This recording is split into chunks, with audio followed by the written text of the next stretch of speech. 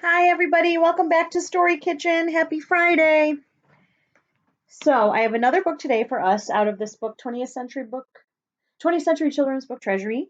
And it is one that I really love. It's called A Chair for My Mother.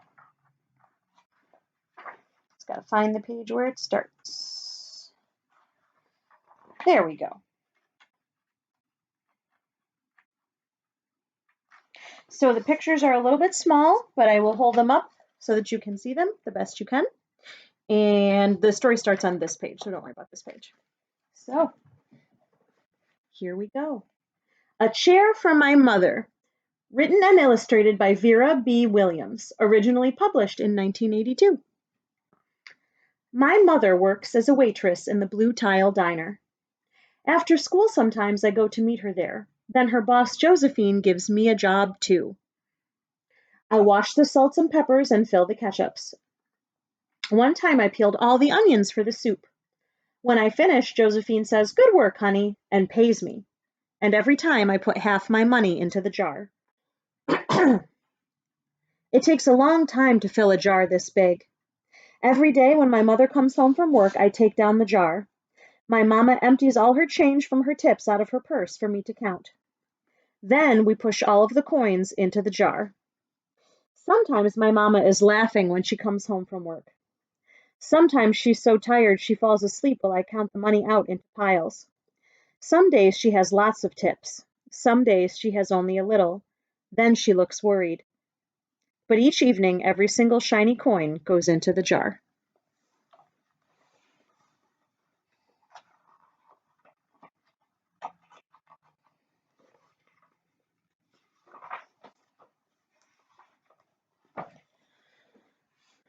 We sit in the kitchen and count the tips. Usually Grandma sits with us too. While we count, she likes to hum. Often she has her money in her old leather wallet for us.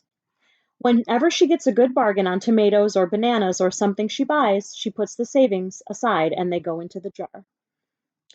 When we can't get a single other coin in the jar, we're going to take out all the money and go and buy a chair. Yes, a chair. A wonderful, beautiful, fat, soft armchair. We will get one covered in velvet with roses all over it.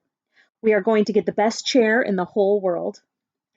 That is because our old chairs burned up. There was a big fire in our other house, and all of our other chairs burned. So did our sofa, and so did everything else. That wasn't such a long time ago. My mother and I were coming home from buying new shoes. I had new sandals, and she had new pumps. We were walking to our house from the bus. We were looking at everyone's tulips. She was saying she liked red tulips, and I was saying I liked yellow ones. Then we came to our block. Right outside our house stood two big fire engines, and I could see lots of smoke. Tall orange flames came out of the roof. All of the neighbors stood in a bunch across the street. Mama grabbed my hand and we ran. My Uncle Sandy saw us and ran to us. Mama yelled, "Where's Mother?" And I yelled, "Where's my grandma?" My Aunt Ida waved and shouted, "She's here, she's okay, don't worry." Grandma was all right. Our cat was safe too, although it took us a little while to find her. But everything else in our house was spoiled.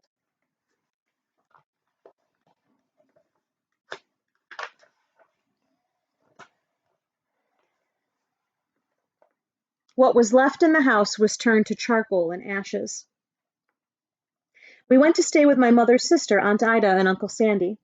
Then we were able to move into the apartment downstairs. We painted the walls yellow. The floors were shiny, but the rooms felt very empty. The first day we moved in, the neighbors brought pizza and cake and ice cream, and they brought lots of other things too. The family across the street brought a table and three kitchen chairs. The very old man next door gave us a bed from when his children were little. My other grandpa brought us his beautiful rug. My mother's other sister, Sally, made us red and white curtains. Mama's boss, Josephine, brought pots and pans and silverware and dishes. My cousin brought me her own stuffed bear. Everyone clapped when my grandma made a speech. "You are all the kindest people," she said, "and we thank you very much. It's lucky we're young and can start all over." That was last year, but we still have no sofa and no big chairs. When Mama comes home, her feet hurt. "There's just no good place for me to take a load off my feet," she says. When Grandma wants to sit back and hum and cut up potatoes, she has to get as comfortable as she can in a hard kitchen chair. So that is how come Mama brought home the biggest jar she could find at the diner, and all of the coins started to go into the jar. Now the jar is too heavy for me to lift down. Uncle Sandy gave me a quarter and he had to boost me up so I could put it in. After supper, Mama and Grandma and I stood in front of the jar. Well, I never would have believed it, but I guess it's full, Mama said. My mother brought home little paper wrappers for the nickels and dimes and quarters.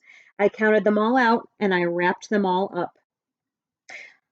On my mother's day off, we took all the coins to the bank. The bank exchanged them for $10 bills. Then we took the bus downtown to shop for our chair.